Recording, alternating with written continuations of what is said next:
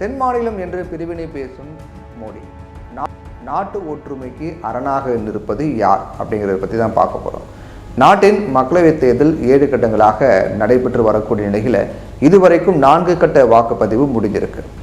தென்னிந்திய மாநிலங்களின் 131 தொகுதிகளுக்கு தேர்தல் முடிவடைஞ்சிருக்கு. மீதம் இருக்கக்கூடிய 3 கட்ட தேர்தலும் வட இந்திய மாநிலங்களில் தான் நடக்கிறதுக்கு. இந்த நிலையில் நாட்டின் தேர்தல் பிரச்சாரம் நாளுக்கு நாள் மோசமடைந்து வருவது ஜனநாயக சக்திகளுக்கு மிகப்பெரிய கவலையாகவே இருக்கு. 3ஆம் 4ஆம் நிலை தலைவர்கள் இத்தகைய பிரச்சாரத்தில் ஈடுபடுறாங்க அப்படின்னா கூட ஓரளவு நம்ம புரிஞ்சு கொள்ள முடியும். அதுவே கூட தவறுதான் அப்படின்னாலும் நாகரிக ஜனநாயகத்தில் கருதப்படும். ஆனால் பாஜகவினுடைய மூத்த தலைவர்களும் ஏன் பிரதமரும் கூட செய்யக்கூடிய பிரச்சாரங்கள் அதிர்ச்சிகரமானவையாக இருக்கு. 4ஆம் தர ரதத்தில் பேச தேர்தல் பிரச்சாரம் அமைந்தால் நாடு நாகரிகமான ஜனநாயகத்தையே இழந்துவிடும் அபாயம் ஏற்பட்டு விடுமோ அப்படிங்கிற அச்சம்தான் ஏற்படுது. தமிழகத்தில் ஒரு காலத்தில் திமுக அதிமுக மேடைகளில் நாராச நடை பேச்சுகள் இடம்பெற்றிருந்தன. மக்கள் கூடுகிறார்கள் என்பதற்காக மேலிடத்தினரும் அதை கண்டுகொள்ளாமல் இருந்தாங்க. மக்கள் பின்னால் இதை பொருட்படுத்தாத காரணத்தால் தற்போது அத்தகைய அநாகரிக முற்றிலுமாக மாறலை அப்படின்னாலும் கொஞ்சம் குறைஞ்சிருக்கு அப்படின்னு நம்ம சொல்லலாம். ஆனால் தேசிய அளவில் தரம் தாழ்ந்த பிரச்சாரங்கள் கொடிகட்டி பறக்குது அப்படின்னு சொல்லலாம். மீன் குழம்பு, மீன் பொரியல், தாலி இருப்பது போன்ற வசனங்கள் எல்லாம் பிரதமராலேயே பயன்படுத்தப்படுறது தான் அதிர்ச்சியான விஷயமா இருக்குது. இந்த நிலையில் உத்தரப்பிரதேசத்தில் பிரச்சாரம் செய்த பிரதமர் மோடி இந்தியா கூட்டணி கட்சிகளுடைய தலைவர்கள் தென்னிந்தியாவில் உத்தரப்பிரதேச மாநில மக்களை இழிவாக பேசுகிறாங்க, தென்னிந்தியாவில் ஓட்டுக்காக உத்தரப்பிரதேச மக்களை இழிவுபடுத்துகிறாங்க, ராகுல் காந்தி ரொம்ப ஆபத்தானவர், இந்தியா கூட்டணியின் தலைவர்கள் தென்னிந்தியாவில் மோசமான வார்த்தைகளால் உத்தரப்பிரதேசம் மக்களை விமர்சித்து பேசுகிறாங்க, இந்தியா கூட்டணியினுடைய தலைவர்கள் சனாதன தர்மத்தை இழிவுபடுத்துகிறாங்க அப்படின்னு பேசியிருக்காரு பிரதமர் மோடி. இந்தியா கூட்டணி கட்சிகளான தமிழ்நாட்டில் திமுக, கேரளாவில் இடதுசாரிகள், கர்நாடகா தெலுங்கானாவில் காங்கிரஸ் கட்சிகள் உத்தரப்பிரதேசத்தில் மக்களுக்கு எதிராக இழிவாக விமர்சிக்கிறாங்க. உங்களை இழிவாக பேசக்கூடிய இந்தியா கூட்டணி தலைவர்களுக்காக நீங்கள் வாக்களிக்க போகிறீங்க அப்படின்னு மோடி அவங்களுக்கு வாக்களிக்க போகிறீங்க அப்படின்னு மோடி கேள்வி எழுப்பியிருக்கார். இதற்கு அடிப்படை ஆதாரம் இருக்கிறதா அப்படின்னு நம்ம பார்க்கலாம். ஏற்கனவே தமிழ்நாட்டில் வட இந்தியர்கள் படுகொலை செய்யப்படுவதாக திடீரென யூடியூபர் மனிஷ் காஷ்யப் உள்ளிட்டோர் வதந்தி பரப்பினாங்க.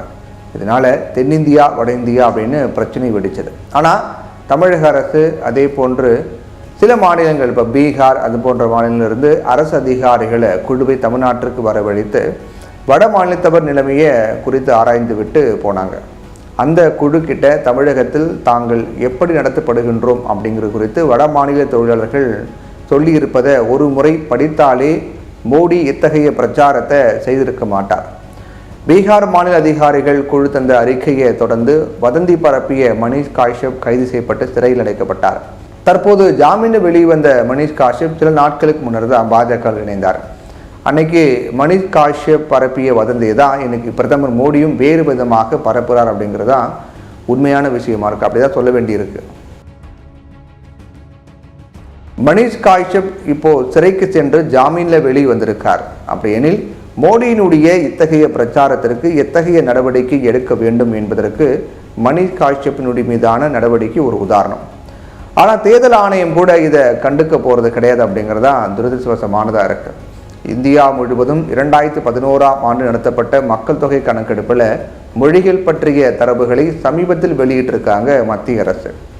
அந்த தரவுகளை 2001இல் நடத்தப்பட்ட மக்கள் தொகை கணக்கெடுப்புடன் ஒப்பிட்டால் தமிழ், மலையாளம், கன்னடம், தெலுங்கு உள்ளிட்ட தென்னிந்திய மொழிகளை பேசுபவர்களுடைய எண்ணிக்கை வட மாநிலங்களில் குறைந்துள்ளதும், ஹிந்தி, ஒடியா, வங்கம் உள்ளிட்ட வட இந்திய மற்றும் பிற மாநில மொழிகளை பேசுபவர்களுடைய எண்ணிக்கை அதிகரித்துள்ளதும் தெரிய வந்திருக்கு.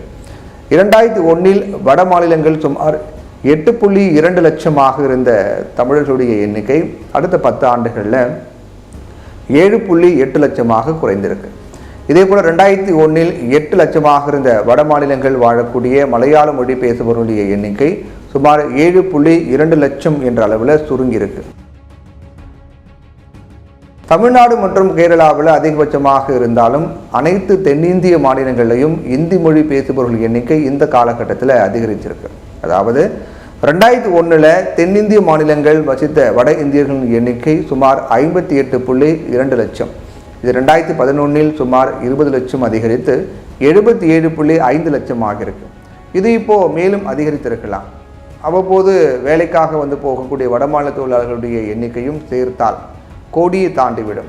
தென் மாநிலங்களில் குறிப்பாக தமிழகத்தில் பாதுகாப்பும் வாழ்வாதாரமும் இருப்பதால் தான் வட இந்தியர்களுடைய எண்ணிக்கை அதிகரித்திருக்கு.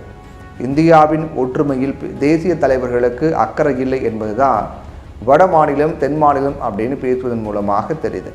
அதே நேரத்தில் தென் மாநில மக்கள் வட மாநில மக்களை அரவணைத்து வருவதன் மூலம் நாட்டின் ஒற்றுமைக்கு வலிமை ஏற்படுத்துவது யார் என்பதையும் புரிந்து கொள்ள முடியுது.